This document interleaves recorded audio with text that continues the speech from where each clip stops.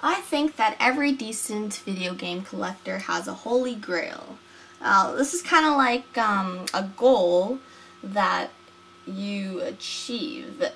Not an end goal, but a goal nonetheless.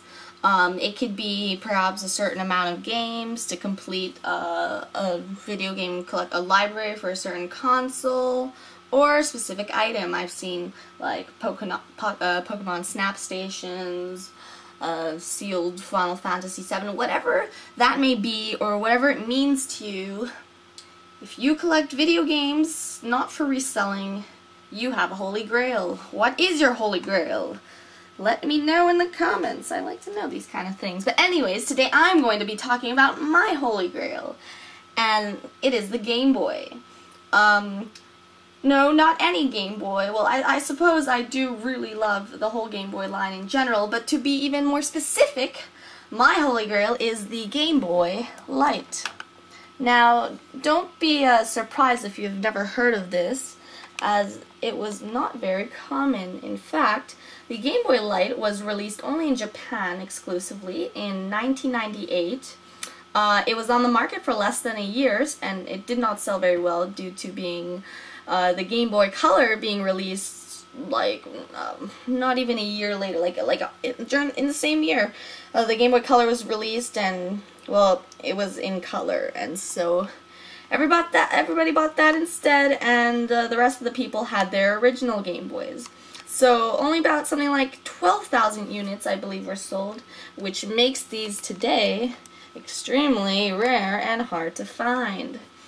They do go on eBay for a bit pricey, but I managed to find a good deal and finally bit the gun. I don't know if that's an expression, but I'm gonna say it. I bit the gun and I sniped one of these out.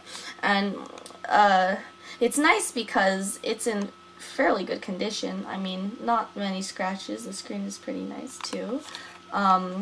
As these systems are often found online in not so great condition, because they do have kind of a weird paint job that makes it the paint scuff off really easily, so you find a lot of those cosmetically uglier ones on eBay, but this was a nice one, so it's one of the reasons I picked it up.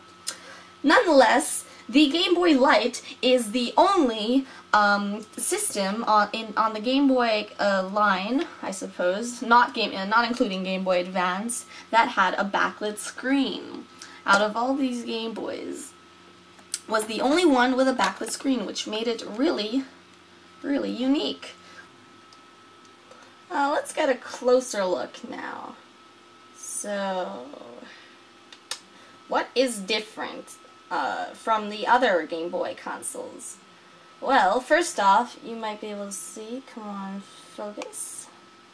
No. Oh, there we go. As you can see, there's 3 switches instead of only 2 on all the other Game Boys. There's off, on, and light. So basically you can turn it on and off like normally. But then you can push it one more thing to the right, and on turns the backlight. I don't know if it's so easy to see in the light, but I will show it later in the dark. So yes. And also, instead of having a kind of a flat battery compartment, compared to this one, it had little lovely lady lumps, just like Fergie and Camels. So yes, they kind of fit the shape of the AA batteries, the 2 AA batteries that it took. Kind of makes it a bit more ergonomical, like hold with your fingers, but I'm not sure. To compare sizes, we can see that it definitely is smaller than the original Game Boy. You can tell it's a bit bigger than the Game Boy Pocket, but not by much. Not by much. I would say the closest size would be with the Game Boy Color. So we can see them here. There. Yes. Indeed! Alright, so anyways, now I'm going to give you a little demo of the gameplay with the backlit screen.